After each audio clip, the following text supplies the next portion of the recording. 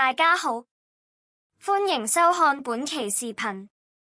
今天我們將為你深度解讀一本極具啟發性的商業著作，來自非商業家庭的第一代商人 （First Businessman from Non-Business Family）。作者是 Bipin Kumar Verma。如果你的家庭世代依靠穩定的薪水生活，而你卻懷取着創業的夢想，那麼這本書就是為你量身定製的路線圖。當你沒有家族傳承的商業知識、財務素養或現成的人脈網絡時，你的創業之路往往是孤獨的，並且充滿了許多不為人知的挑戰。這本書將為你提供克服這種慣性所需的基本財務知識、心理框架和戰術策略。接下來的20分鐘裡，我們將分4個核心部分，全面拆解這本書的精華，幫助你打破常規，開啟屬於你的商業旅程。首先，我們進入第一部分，財務素養的基礎知識。對於任何初創者來說，理解基本的會計和金融概念是第一步。在商業中，資本是你投入業務的資金，可以以現金或其他形式存在；而資產是企業擁有的財產，比如土地、汽車和建築。負債則是公司需要向外部支付的義務，比如銀行貸款或賒購的應付賬款。作者特別強調了資產與支出的區別，支出是那些在一年內完全消耗掉的付款，比如電費、租金或文具費，而資產的使用壽命通常超過1年。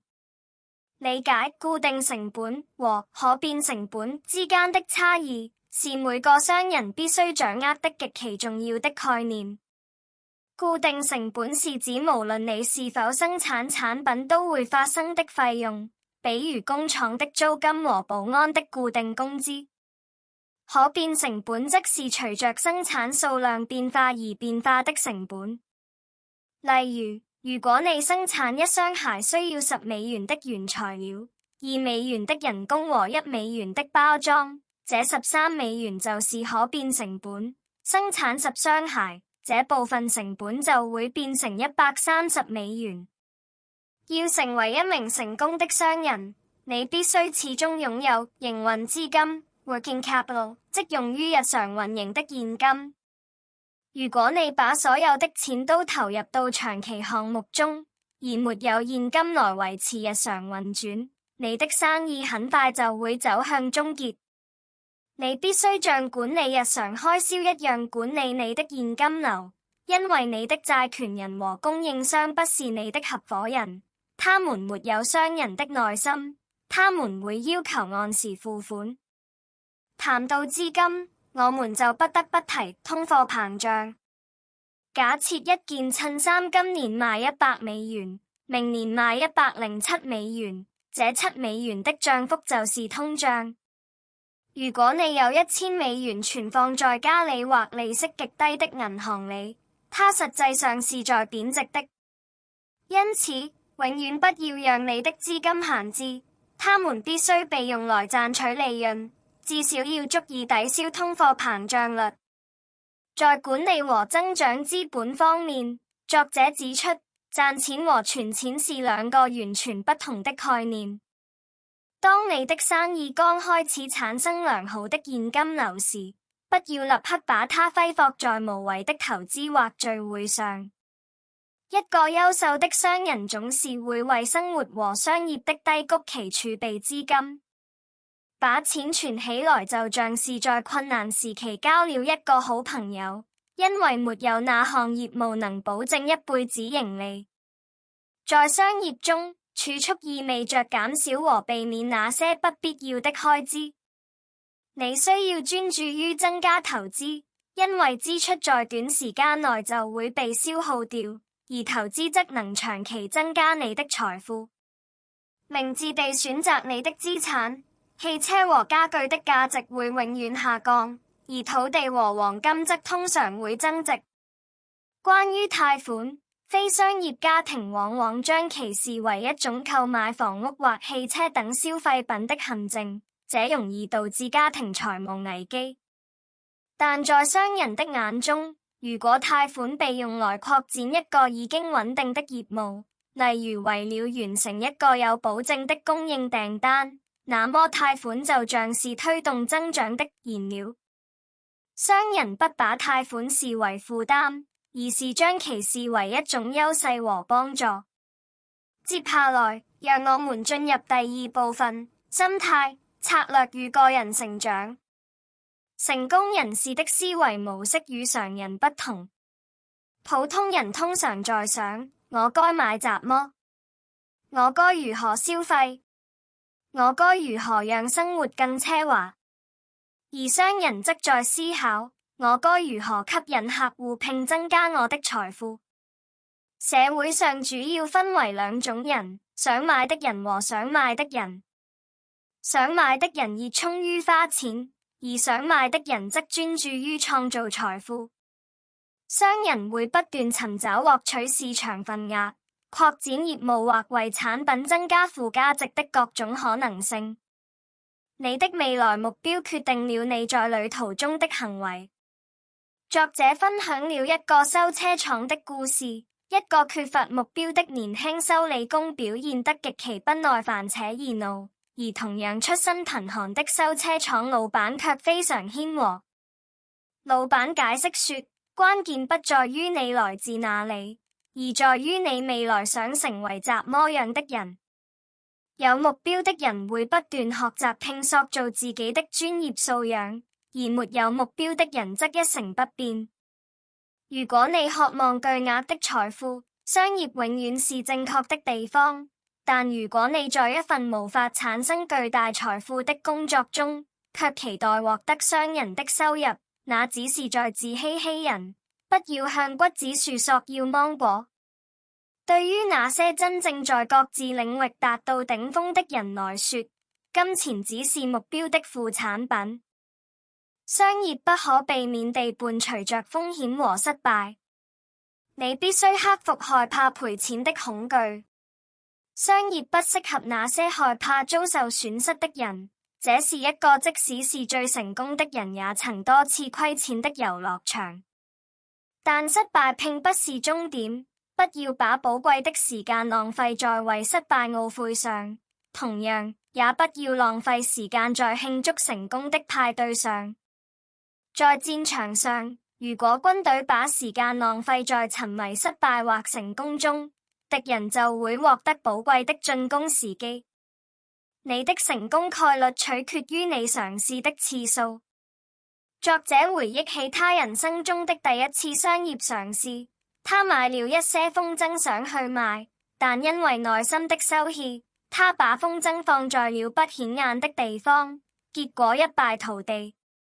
雖然失敗了，但他學到了至關重要的一課，在商業中，你不能是一個害羞的人，你必須勇敢地走出去，自信地介紹你的想法。失敗是暫時的，只有當你拒絕再次嘗試時，你才會被定義為失敗者。正如那句名言所說，如果你不承擔風險，你就在承擔更大的風險。同時，保持身心健康和專注也是必不可少的。你需要學會聰明地工作 （smart working），而不僅僅是埋頭苦幹。馬路上的勞工無疑是地球上工作最辛苦的人，但他們的收入卻遠不及坐在空調房裡使用電腦的人。聰明意味着通過學習新技能讓工作變得更輕鬆。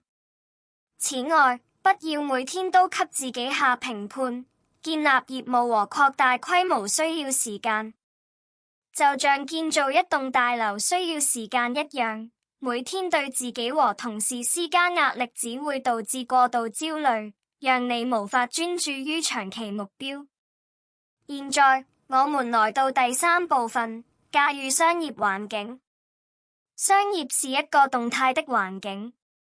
醫生可以依賴歷史數據來了解人體，但商業運作卻依賴於人類不斷變化的需求、偏好和思維模式。50年前沒有網上購物，100年前幾乎沒有包裝食品市場，因此商業市場更側重於預測未來，而不是僅僅分析歷史數據。在市場上，決定企業規模大小的不是業務的表象，而是利潤。有些公司銷售非常便宜的軟飲料，僅僅是在水中加入香料，卻能賺取數十億美元；而有些製造巨大飛機的公司卻遭受巨額虧損。你的注意力應始終放在從業務中賺取利潤上。商業的利潤100%取決於供需遊戲。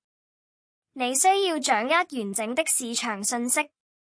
作者提到一個人賣掉房子並貸款買下大量傳統電腦顯示器，結果第2年平板顯示器面世，他的庫存徹底變成了死水。這就是因為缺乏對環境變化的觀察和信息匱乏。永遠不要逆風航行，或者試圖憑一己之力改變市場。作者的一位朋友曾無視當地人的建議，帶着高質量但款式不符的夾克去華盛頓市場銷售，結果一件也沒賣出去。這個教訓告訴我們，你不能追趕市場，你必須融入市場並順應水流的方向。同時，安全、誠信和合法性是生存的根基。你需要時刻警惕企業內部的欺詐、盜竊和客戶數據泄露。千萬不要在安全問題上省錢，否則未來可能演變成毀滅性的開支。在與人合作時，絕對不能盲目信任。作者舉了一個例子，有人提議合夥製造水泵並出口到南非，聲稱成本是$5，售價$10，但後來經過調查發現，實際成本高達$8。那個人只是想設下陷阱，騙取廉價的貨物來讓自己的兒子在南非安頓下來。在商業世界中，簽訂合同必須非常謹慎。因為一個錯誤的簽名就可能毀掉你所有的心血。商業環境不是用來交朋友的地方，而是建立專業關係的地方。此外，建立人脈網絡 （networking） 至關重要。你的圈子和環境會極大程度地影響你。如果你和消極的人在一起，你也會變得消極。盡量多和成功人士相處。觀察並分析他們的思維方式。在溝通方面，成功的商人往往奉行少說多做的原則，因為他們的話語分量很重，說得太多可能會引發誤解，甚至導致公司股價下跌。當你想進入一個新行業建立人脈時，可以利用電子郵件和社交媒體等工具，向高層管理人員展示你的新想法和活力。最後，我們進入第4部分，創業者的旅程。作為一個來自非商業家庭的人，你面臨的最大障礙之一是家庭思維模式的慣性和批評。工薪階層家庭往往規避風險，他們認為與其把時間和金錢浪費在失敗率極高的初創企業上，不如去尋找一份穩定、可預測的工作。打破這種固有的家庭模式總是痛苦的，因為你最初可能沒有資金、沒有經驗，家人也會出於擔憂而不斷質疑你。你打算怎麼管理財務？在最開始的時候，你不僅要努力建立業務，還要與家人的不理解和自己內心的恐懼作鬥爭。在任何業務的初始階段，永遠不要期望立刻獲得豐厚的報酬，除非你擁有市場壟斷地位，否則巨額利潤是不會輕易出現的。作為新手，你的首要目標是確保業務能夠覆蓋生產成本並穩定生存下來。作者分享了一個名叫麥的年輕人的故事。Mac 辭掉工作後去鄉下收蔬菜，拉了一整卡車到城市的主要市場，卻發現由於老牌交易商的壟斷，他的卡車根本不被允許進入市場。3天後，為了避免蔬菜全部腐爛，他只能以極低的價格大甩賣，承受了巨大的損失。Mac 在那一天學到了一個殘酷的教訓：僅僅以較低的價格拿到貨物是不夠的。在任何商業活動中，人脈鏈接和層級關係起着最重要的作用。為了克服這些困難，建議你盡早開始你的旅程。許多白手起家的億萬富翁都是在很年輕的時候就開始的，甚至有人在大學期間就輟學創業。年輕意味着你擁有更多的體力和努力去試錯，去收集有關原材料市場和客戶偏好的信息。你要明白，實踐經驗比理論知識寶貴1000倍。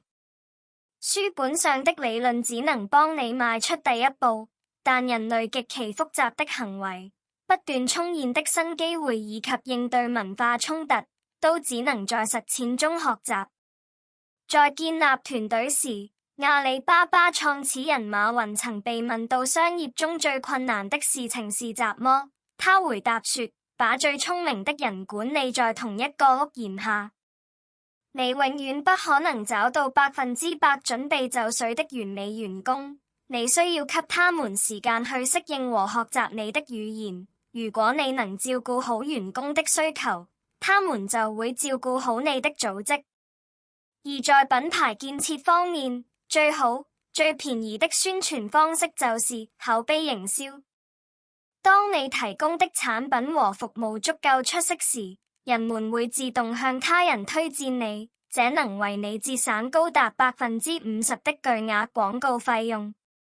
永遠不要試圖欺騙客戶，你可以收取高昂的價格，但絕不能提供低劣的質量，因為客戶可能會忘記你的高價，但他們永遠不會忘記糟糕的質量體驗。在21世紀的今天，信息是最重要的資產。誰掌握了關於未來市場走向的準確信息，誰就能利用這些機會賺取無限的利潤。作為一名商人，你需要成為萬事通 Jack of all trades。你不需要成為頂尖的註冊會計師或軟件工程師，但你必須對法律、投資、存儲、運輸和原材料採購有一點了解，這樣你才能與專家討論戰略，而不是盲目依賴他人。總結來說，商人和非商人的根本區別在於，商人致力於創造一種即使在他們不工作時也能持續產生收入的資產，而非商人則依賴消耗自身的體力、努力和時間來賺錢。不同階層的人對金錢的態度也截然不同。工薪階層為了安全感而極度謹慎地消費，視金錢為需要保存的有限資源，而商人則擁有增長思維。他們將金錢視為獲取未來更高回報的工具，有時甚至通過大膽的花銷來建立新的戰略關係。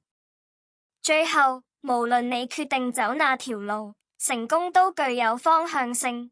你朝着哪個方向努力，就會在哪個方向取得成就。